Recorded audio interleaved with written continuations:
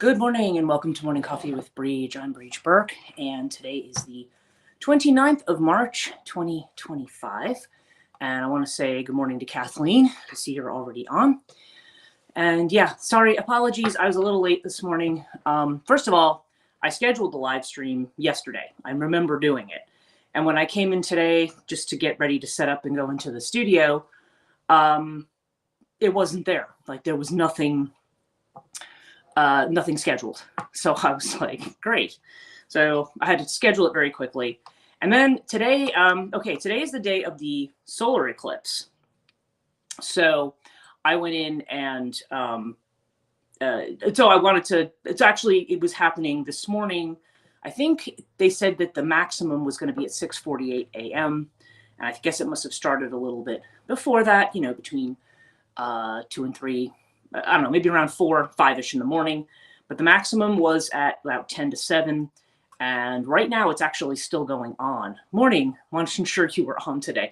Oh, yes. Good morning, Alistair. Yeah, actually, tomorrow I'm not going to be on. I know I was kind of, waffling as to whether I was going to be on. And like I was saying, I'd actually scheduled it yesterday, but for some reason, Restream just deleted my scheduled, my schedule. So I was like, okay, well, I had to go do it kind of on the fly this morning. And yeah, just kind of checking out the eclipse. I actually got my eclipse glasses. Now, again, obviously I don't recommend anybody look at the sun, but I took my glasses and I looked at it, and it does look like the moon is actually passing just to the top of the sun right now. If you're able to see, I don't think you can see it like in the UK, but here you should be able to see it. And but again, you don't want to look directly at that. You want to have the eclipse glasses, and I just happen to still have it. And I found them when I was cleaning the other day. I was like, oh, I still have these. So, I knew right where they were. And that's the reason I was a minute late starting, because I wanted to go just see, because again, it's a partial. So it's not like it wasn't like that total eclipse that we had. I guess was that, I can't remember if that was in the fall or if that was last year, but in any case, this is just a partial, and it should be going on all through the live stream. So that will be interesting. Yeah, I am just, and it's weird. I don't know if it's the astrological energies. I don't know if it's just something more mundane, like my change in schedule, but I have just been like wiped. I've been exhausted. And I've been teaching, because like I said, I've had people messaging me about setting up, Rahani sessions, about setting up tarot sessions, and I want to get back to everybody. In fact, I think Joanne texted me yesterday afternoon, and I responded, and then I think she sent me a bunch of other texts, and I haven't even had time to look at them because it's just been so busy. And yeah, because today I have, I'm teaching Reiki masterclass in the afternoon. And I'm going to be on doing that for 4 hours, I think, in the afternoon. And it's going to be a beautiful day here. It's going to be almost 80 degrees Fahrenheit. So, yeah, which would be, I guess, okay, in centigrade terms, we're talking at least like between 25 and 30. It's going to be really nice today. So the town that I'm going to teach is going to be, it's going to be, do this a second. Okay. And good morning, Suda. Yeah, it's going to be, it's going to be very crowded in Chester today. I think that's where I was going with this, because the town, it's one of those little, anybody who's not been to Chester, New Jersey, and probably there's at least a couple, well, I know Suda's been there. I have, good morning. So yeah, so I think there's going to be, it's going to be absolutely jammed. So I'm like thinking, okay, I've got to drive there, and there's going to be a plenty. Morning, it's snowing here. Well, it's going to be the complete opposite then of what it is here, because it's going to be like 80 here today. So yeah, but you are quite far north. The weather's really, really kind of weird with that. And yes, and good morning. Joanne, I've got your texts yesterday, and yeah, I literally was just saying when I came on that I have not had time to respond to anybody, because I've been kind of jumping from one thing to the next. I had appointments yesterday, and then I had to go over to FDU yesterday afternoon and do some stuff, and then I had to leave there, and I already had a plan with somebody else in the evening. So yeah, so there was a lot going on, and then today's 4 hours of Reiki Master training, and And then there's and then tomorrow I'm doing 6 hours of Reiki 2 training. So for other people, not for myself, obviously. And yeah, so, and then Monday I got to go back and teach again. So yeah, so my schedule right now is not what it's been. So I know people who are trying to get in for appointments and things. I apologize. It's just next week's going to be chock full of stuff too. So I have just been exhausted. But yeah, but I did see the eclipse this morning, and you know, a little bit of it, but I could with the glasses. Again, you wouldn't be able to see it without that necessarily. How dare you try and have a life? Yeah, don't even start with me on that one. I have actually, it's just the opposite. Right now, I feel like I don't have a life because I have to because I'm doing things in so many. I'm used to having a couple of days off a week to kind of recharge. That's kind of was the point of me getting out of the full-time world. And now I feel like I'm like, you know, I have 8 million things going on.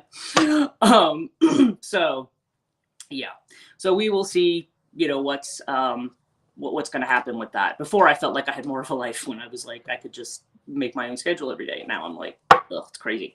Anyway, what I was going to do on today's live stream, this was what I had mentioned yesterday, was since we are having the solar eclipse, and since this seems to represent, it's this end of this Aries Libra axis cycle with this, it's a new moon in Aries today. And so that adds a little extra firepower to the eclipse that's happening today. And this does seem to be, I mean, it feels like there's always stuff that's kicking things off, right? It's there's different things that are kicking off all of our what you call it. It seems, I feel like there's been a lot of astrological events where they're like, okay, this is going to be getting this, and oh, hello. Yeah, I'm going to be kicking this off, and it's going to be kicking that off. And we've had several different things that have been happening in the astrology where we feel like, well, this is going to be the beginning. This is going to be the beginning. And so this is another one of those events where people are saying, well, this is going to be the beginning. I feel like I have less time since I'm home, is what Joanne is saying. Interesting. Yeah. Well, I don't know. I suppose it could go either way. But now it's like I have to go out more, and people know how I feel about going out and driving and stuff. But fortunately, everything's like within a parameter that I'm comfortable with, but it's still not something I'm used to doing every day. And so what I'm going to do is I wanted to do an eclipse reading for today. So I'm going to use, we couldn't see it because it was cloudy. Yeah, it is actually a little bit cloudy here today. And I was able to see, it was bright coming through my my window downstairs. So I do have the eclipse glasses. So I was able to see that the moon was kind of just passing off of it, which is kind of what it was. So yeah. So anyway, let's get on and do a reading for today, because I'm going to do a full cartouche spread, kind of like what this eclipse cycle is kicking off for people. I know we did one. We did one at the equinox. We did an equinox reading. So let's look specifically at the eclipse and see what this is actually going to mean for people. And for people who are kind of new to this live stream, we are, I've got this, I use Way of Cartouche. And what I'm actually going to try to clarify with today, which is something unusual I've tried, snowing here, so I missed yet another sky event. Well, you know what? It was a partial, and you know, you probably, there wasn't a whole lot to it. So, but yeah, I did, and with the sun coming up, you're going to miss most of it anyway, because it'll be below the horizon. So yeah, anyway, I'm going to clarify my reading with the essential oil cards. So I've done that before when I used to do the readings by sign every week, or I would used to do like half and half. I would do like Aries through Virgo, and then I would do Libra through Pisces, but I have no time to do that at all anymore. So let's do a full horoscope spread and see what we have here.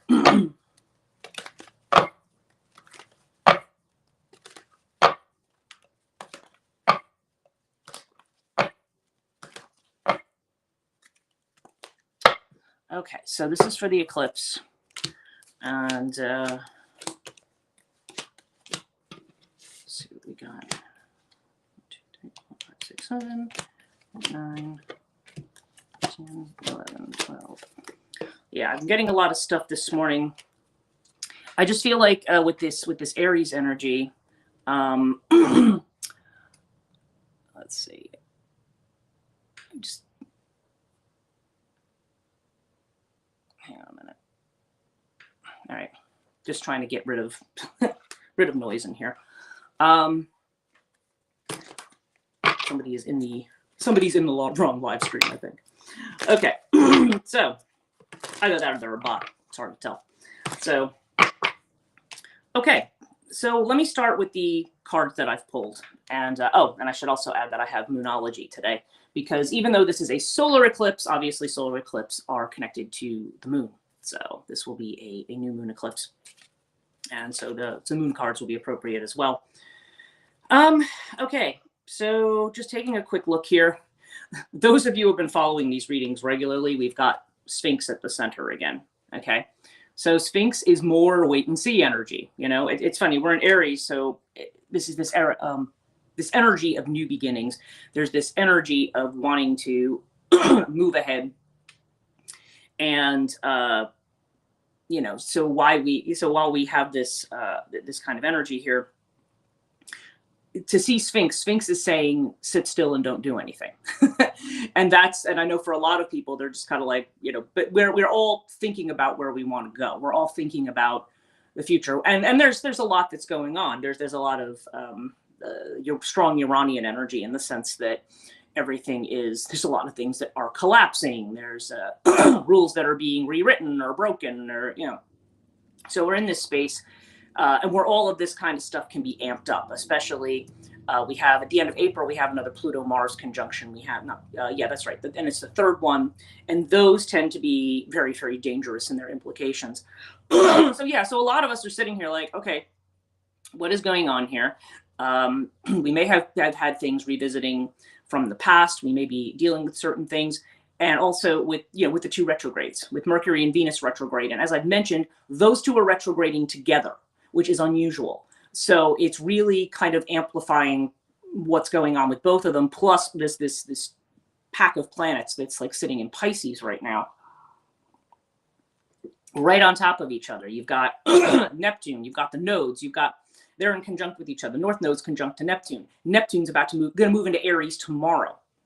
So there's a lot here. And when those kind of changes occur, what tends to happen is this tends to have to do with the 9th house. Even though Aries is first house, the energy place that I keep seeing is the 9th house. Like, it's going to be a breakdown of traditional structures, okay? Particularly with regard to the way that our knowledge systems, particularly with respect to our spirituality.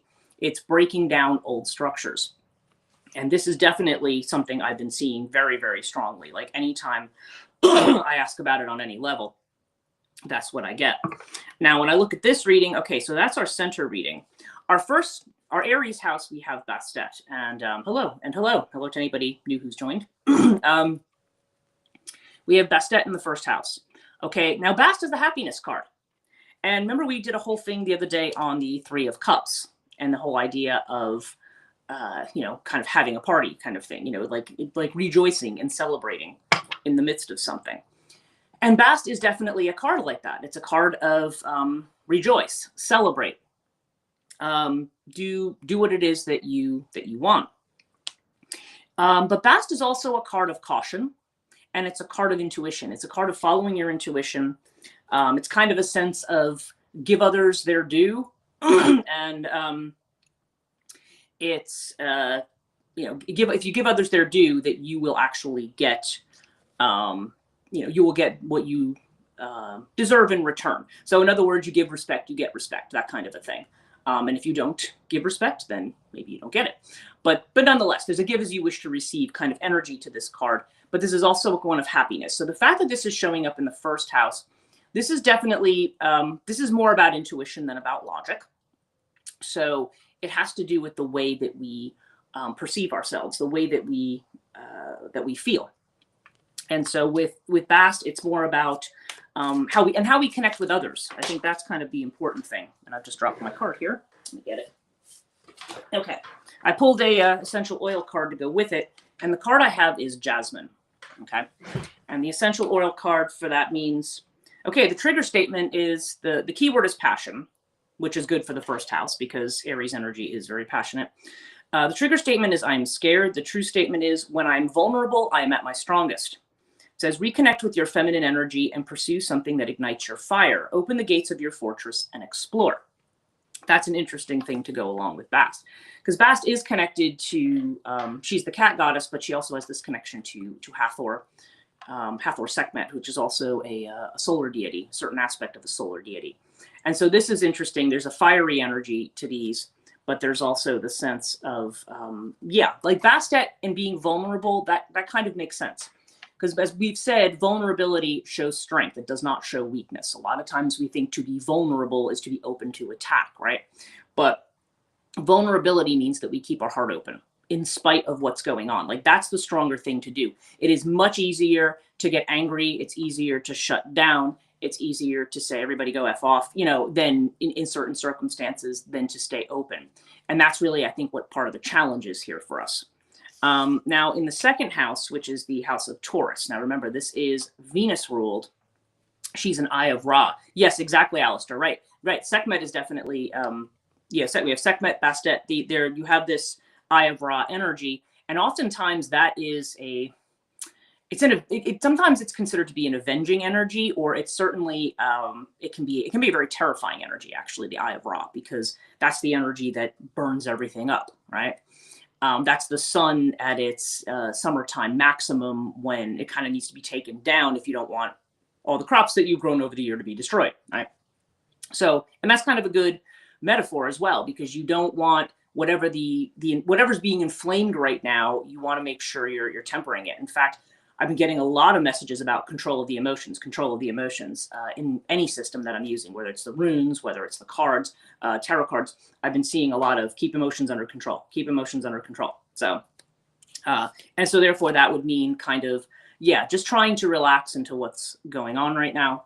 And even though there are things that may stoke our anger or may stoke other strong feelings, the idea is to try to, well, you don't want to repress your feelings, but at the same time, we want to be careful about our reactions, and we want to make sure we keep our heart open. It's kind of a challenge, really. I mean, for such a nice card, it's kind of a challenge.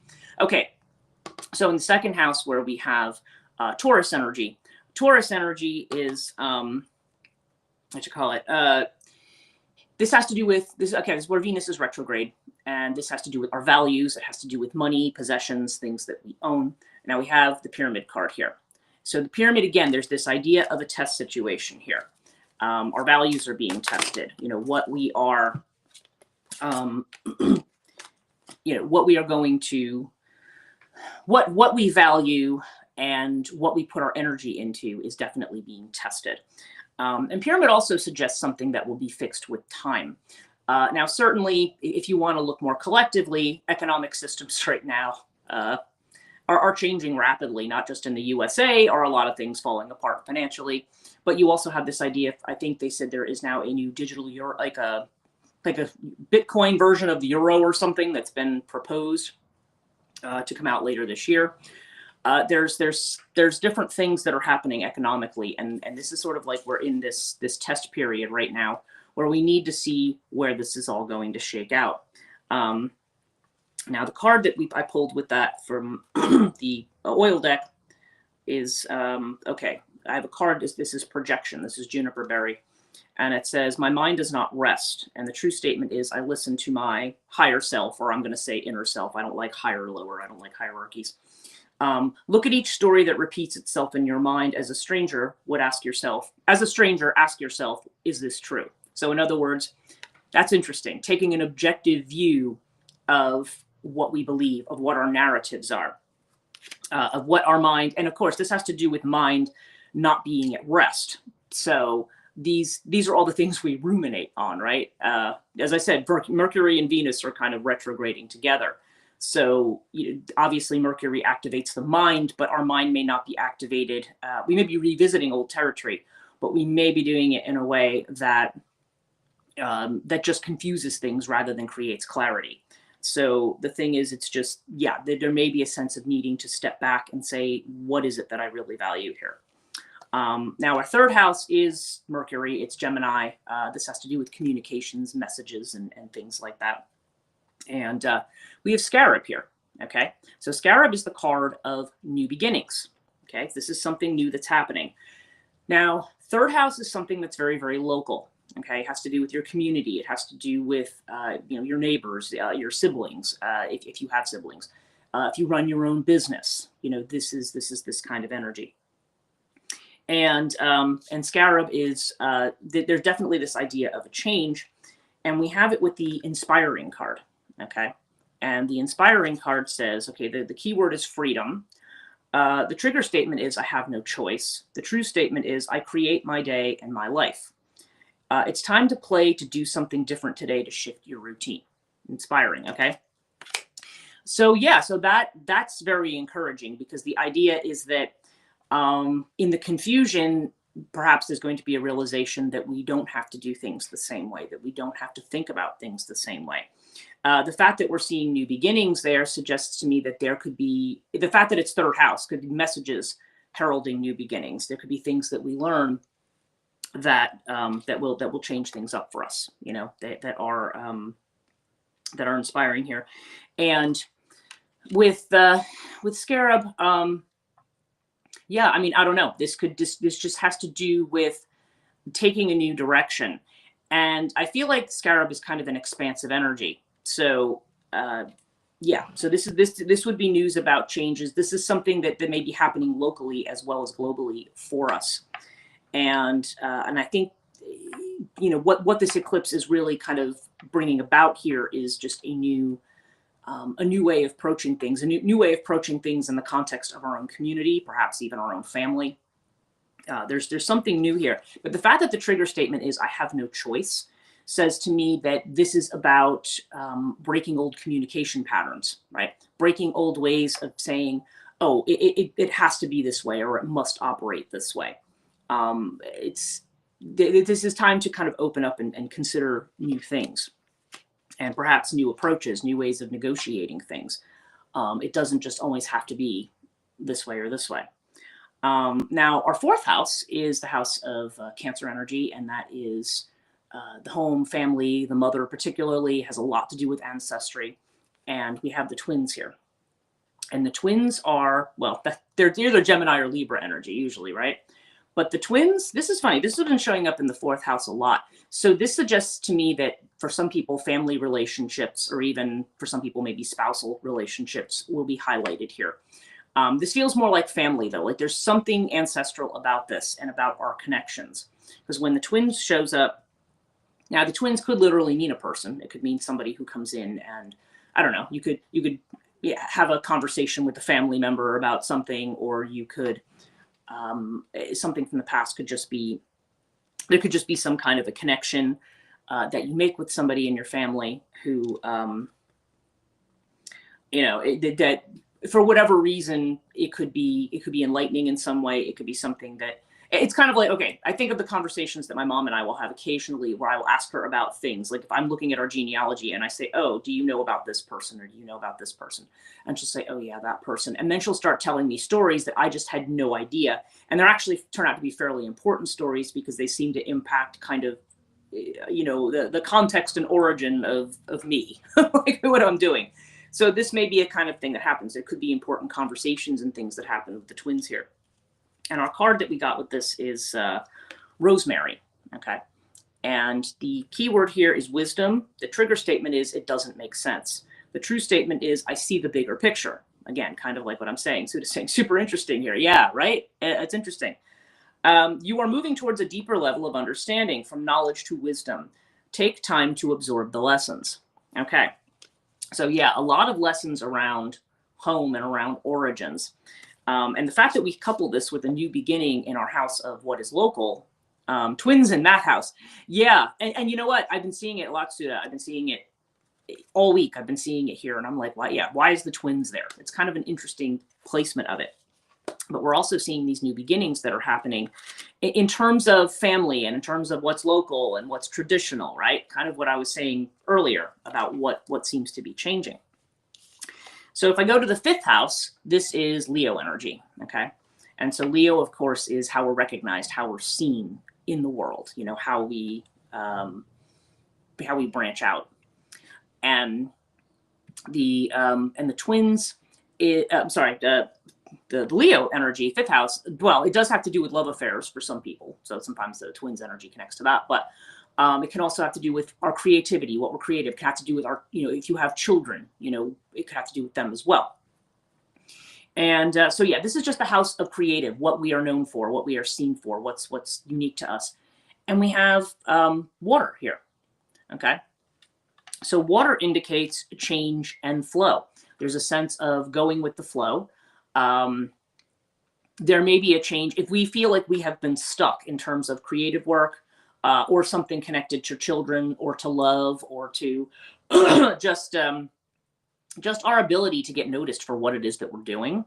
Water is reminding us again to operate from the heart space, to keep that vulnerability open. Because again, sometimes if you go out there and you're talking and you feel like you're not talking to anybody, you turn around and say, well, F it, I'm just going to go back and I'm not going to talk to anybody because nobody's listening, right? Well, this is saying is to keep the heart open and go with the flow, because things are definitely changing. Our card that goes with it is the calming card. And calming oil, this is keywords acceptance. The trigger statement is, I cannot trust anyone. The true statement is, everyone deserves my love. Like what I said about keeping the heart open. I open my heart to heal and release, and to the peace of divine love and grace. Okay, so yeah, there's this idea of something emotional coming in. I mean, it can be an inspiration of that type as well, because when we see water here in terms of inspiration, it can also indicate our emotions inspiring us in some fashion or in some way. So yeah, so that's interesting. Now let's look at the 6th house. This has to do with Virgo energy. So this has to do with our health. It has to do with things that we're worried about. It has to do with our service to others. We have the buckle of Isis. Okay, so this buckle of Isis says that the efforts we are making right now will be rewarded. Okay, I feel like maybe we feel like we've talked a lot about carrying too many burdens and too many things that are happening. But buckle of Isis is saying that the work that we do now and the service that we provide to others. I think it was interesting that we were talking about Saturn the other day, and we were talking about, I know there's a Shani Homa that's happening today for Amma. But it's just kind of almost like, but this is like almost the house of and one of the remedies for Saturn, okay, shall I say, has to do with doing service for others. Okay, that's one of the things that you go out, you participate in your community, you do something for somebody, give something of yourself, maybe not with an expectation of return. In any case, the kind of things that we're doing here, there's a sense of reward coming with that, because buckle of Isis says that your efforts are not in vain, that they will be rewarded. And it is kind of a fertility symbol, so it is the idea also of planting new seeds. Now the card that goes with this is lemon eucalyptus oil card, and the keyword is sovereignty. It says trigger statement is, what will they think? The true statement is, I navigate life with ease. Now you must claim your energetic independence, cut the cords. She's saying to lower vibrations, it's time to ascend. In any sense, cut the cord to vibrations that are not healthy for you. I'm not a lower, higher type person in the way I think about things. But buckle of Isis says, yeah, what will they think? So I don't know. It could be, so one of the ways in which we might be serving others, if we're talking about control of the emotions, is kind of letting people say whatever they're going to say without necessarily, I don't know, it might be, it's not necessarily that we don't defend ourselves, but more that the way that we may choose to respond to it may not be in a combative way all the time. I'm not, it could go a number of different ways. But sometimes we do sacrifice something of ourselves and of the ego and of certain things just to, to preserve certain situations, or to try to bring people together rather than drive them farther apart. And so, yeah, so there's definitely here this idea of being concerned about what people think. And this is in the house of worry. So that kind of makes sense. So it's just kind of saying, letting go of anything where you feel like you have to worry what somebody else thinks about you. Okay. Okay. So let's go to the 7th house. I'm going a little quickly here because I know we've only got till 1:15. Okay. So we've got in the house of Libra, we've got air. Okay. And this is the house of partnerships. This is the house of relationships. It's also connected to the scales of justice. So this would also be about balancing. And the relationship could be a spousal relationship, because this is usually legalized partnerships. But it can also be just any other kind of close partnership that we have that we feel is not, not superficial, something that's a little more significant to us. And air has to do with, okay, so air is actually carries with it a level of detachment, which is kind of interesting. So it could be, it can bring messages. Air can bring messages about partnerships or from people, but I think it's more about taking a step back, like being a little detached from a situation where maybe if there has been a lot of passion, because remember, one of the hallmarks of this eclipse is using our emotions and using our passionate energy in an appropriate way. So this may be about the way in which we take a step back. Air makes things a little less serious, okay? And the fact that it's right across from Bast in the first house, which is about being kind of joyful, it may be almost like there may be almost a message here of like in your interactions with others, try not to take things too seriously and too personally. We have it with the comforting card, okay? And this oil is consolation. The trigger statement is I cannot go on. The true statement is my heart is light, okay? Please hold space for feelings you have. Honor them and be with them. Your burden will be lightened. So that's interesting. We're talking about lightning and then lightening, not as opposed to lightning. And that we have the air card here. So yeah, there's definitely the idea that relationship situations will become lighter or burdens will be lifted. So yeah, so that's interesting as well. There may be a way, and if we feel that people are expecting too much of us, it may be a sense of taking that step back. Okay, so you can take that as it resonates there. Okay, our 8th house of transformation. This is our scorpionic energy, and we have the lotus here. So lotus is interesting because lotus is a very highly, it can be a card about, again, about calming the mind. But lotus to me is also about spiritual practice to a certain degree. It's about meditating. It may be about trying to calm down, disconnect, listen to the inner voice, that this is going to be our best guide through changes that are happening.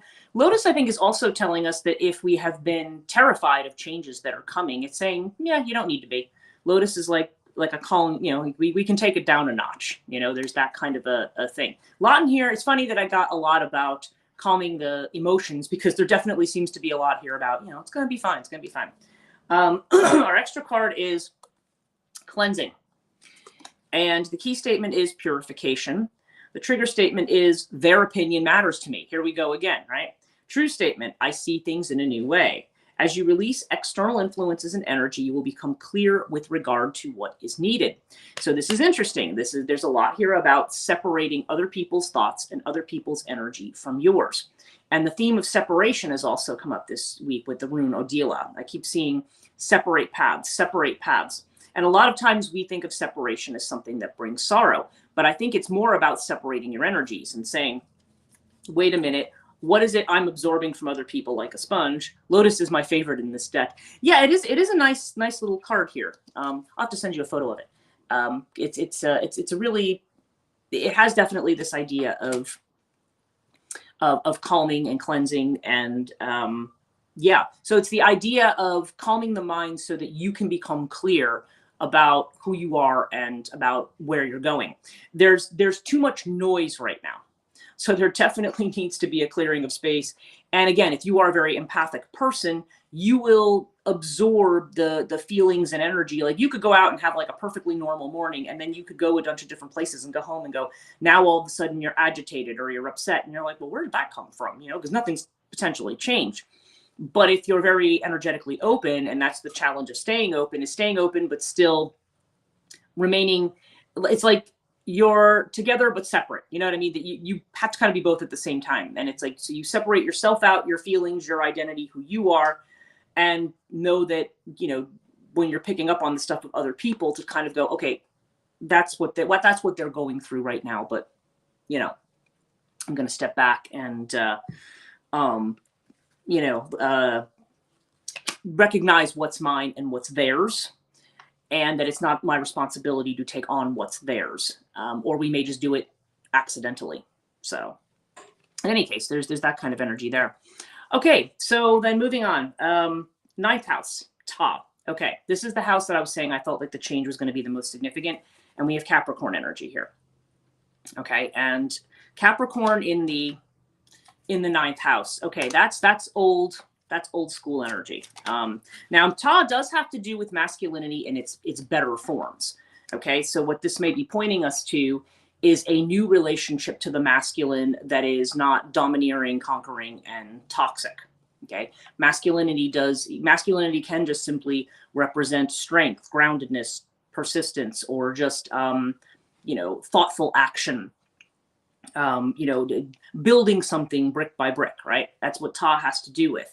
So we may be laying the foundations for something new. And I think it's interesting because we've been focused a lot on the feminine, and I think we are moving into a space where the archetypal feminine or the divine feminine is going to be more prominent. But a big portion of this is also a proper relationship to the masculine. And the card we have with it is Spearmint Oil. And this card says conviction is the key word. I think Alex used that word yesterday to describe Scorpio ascendants. It says the trigger statement is no one listens to me. The true statement is my voice is heard. And the statement is stand strong and communicate your message. The world is ready to receive what you have to share. Now remember, 9th house is about exploring, getting out of your zone, getting out of the local zone, right? So your voice is ready to be heard more broadly. The idea that that's the Chiron is in Aries right now, and that wound is about the Chiron wound in Aries collectively is about not being recognized for who we are. I do all this work and nobody recognizes what I do. And so it's so interesting that we have the buckle of Isis here too. So I'm seeing a theme of getting recognized for what it is that you do, letting your voice be heard, letting your voice be important. Okay, that this is all part of it, that we are building this new kind of way of doing things and looking at things. Now in our 10th house of Capricorn, actually, Saturn, and this is the house of the public. It's the house of authority. It's the house of career. How, again, your reputation, how you're seen. We have Urias. Okay, Urias is only such an interesting card when it shows up because this is the royal serpent that you would see on the crown of the pharaoh. And Urias indicates that there are surprises in store. Okay, and they're not negative surprises. Now, Urias still, like Bast, has that element of caution to it, behaving in a way where we're cautious. Maybe we're cautious about what we're telling people right now, exactly about what we're doing. But it could indicate that our public life is about to take an unexpected turn, and usually for the better. Or if not our public life, at least our life in terms of how we are connecting with the bigger picture may take an unexpected turn. But Urias, to me, in all the years I've used Cartouche, Urias always indicates a positive turn. You think you're blocked somewhere. You think you're stuck. You think, I'm never going to do this. This is never going to go here. Urias is like, there may be a door opening that you're not seeing. That's kind of the energy of Urias here. And our oil card is Arbor Vitae, which is, the key word is flow. And it says, trigger statement is, why are things such a struggle? The true statement is, I am in the flow. Take a breath and allow yourself to feel the flow of life through you. Release your need to do and just be. That's funny because that's kind of like our Sphinx in the middle, right? Just be. But this to me says, it's almost like saying just allow things to happen. Like the reason that it's telling you to not take certain actions right now is because something unexpected is about to unfold. Uranus is definitely in the mix of all this. So there's something unexpected about to unfold. But when it unfolds, it's going to be something it's going to be like, wow, I didn't expect that. And typically it's a feeling of, I didn't expect it, but it is what I needed. So there's this idea of, again, new ideas, new thinking, thinking about things in a different way. So we have this kind of new way of thinking here. Okay, 11th house, Aquarius. We've got Anubis energy here. Okay, so this has to do with destiny, what we're trying to manifest. It has to do with our connection to the world, our friends, our social groups that we belong to. And Anubis, again, there's this reminds me of what we saw in the 9th house. I'm sorry, the 8th house. There's this idea of separating our influences from that of other people. Okay, Anubis is about protection. It's about protection. It's about negotiation. It's about being, Anubis is about being, how do I want to put it? It's about negotiating in a friendly way, having a sense of humor. And Anubis is also about kind of not deceiving ourselves. Okay. When Anubis comes up, it's kind of a reassurance that with respect to our relationships to other people, like we're not seeing things the wrong way. We're not necessarily doing things the wrong way. And we have a right to set our own boundaries with things and to protect ourselves.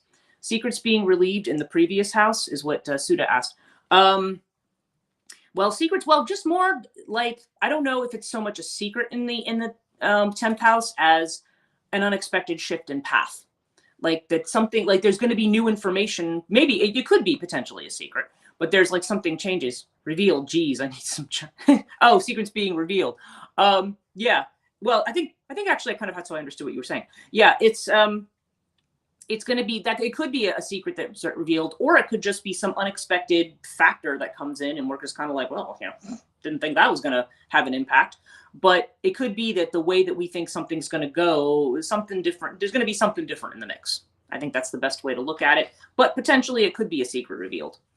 Okay, so with Anubis here, yeah, with respect to our social interactions, I almost feel like I'm seeing almost the 7 of Wands in my mind. Like there's this attitude of like, okay, there's what other people think and what they say, but I know where I stand.